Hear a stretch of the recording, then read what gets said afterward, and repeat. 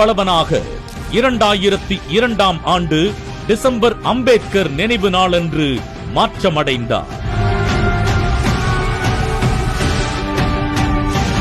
தமிழகத்தில் சமூக நீதியையும் சமத்துவத்தையும் நிலைநாட்ட எண்ணற்ற போராட்டங்கள் நடந்திருக்கின்றன. பல இயக்கங்கள் தோன்றியிருக்கின்றன. அவற்றுள் அமைப்பாய் துவங்கிய நாள் முதல் இன்று வரை எத்தகைய சமரசமும் இன்றி மாபெரும் பாய்ச்சலோடு மக்களுக்கெனவே களத்தில் நிற்பதோடில்லாமல் அவர்களுக்கான சட்ட ரீதியிலான தீர்வுகளையும் பெற்றுத்தரும் ஓர் இயக்கம் விடுதலை சிறுத்தைகள் கட்சியும் அதன் தலைவர் தொல் திருமாவளவன் அவர்களும் மட்டுமே.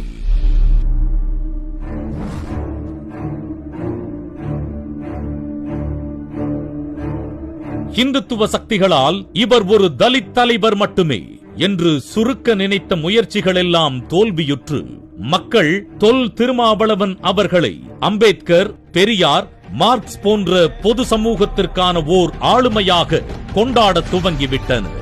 அதற்கு விடுதலை சிறுத்தைகளை பொது சமூகம் தொடர்ந்து வெற்றி பெறச் செய்வதே ஓர் சான்று.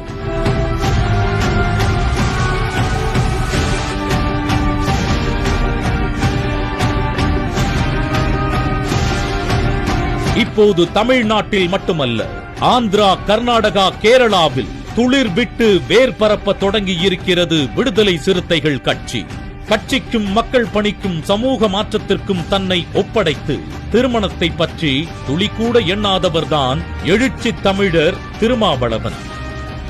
தன்னுடைய தாய் இது பற்றி கேட்டபோது கட்சிக்கு அங்கீகாரம் கிடைப்பதுதான் என் கனவு என மறுத்துவிட்டார். இப்போது 2021 சட்டமன்ற தேர்தலில் 4 சட்டமன்ற உறுப்பினர்களையும் 2024 நாடாளுமன்ற தேர்தலில் தேர்தல் சின்னம் தாமதமாக கொடுத்த சதி வலைகளை அறுத்து 10 நாட்களில் மக்களிடம் சின்னத்தை கொண்டு சேர்த்து 2 தொகுதியில் மகத்தான வெற்றி பெற்றதன் மூலம் தவிர்க்க முடியாத சக்தியாக உருவெடுத்தது மட்டுமல்லாமல் விடுதலை சிறுத்தைகள் கட்சிக்கு மாநில அந்தஸ்து கிடைத்துள்ளது.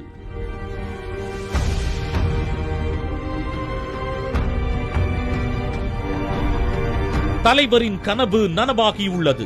ஆனால் தமிழக மக்களின் கனவு அவரை செயின்ட் ஜார்ஜ் கோட்டையில் முதல்வர் நாற்காலியில் அமர வைத்து அழகு பார்ப்பதுதான்.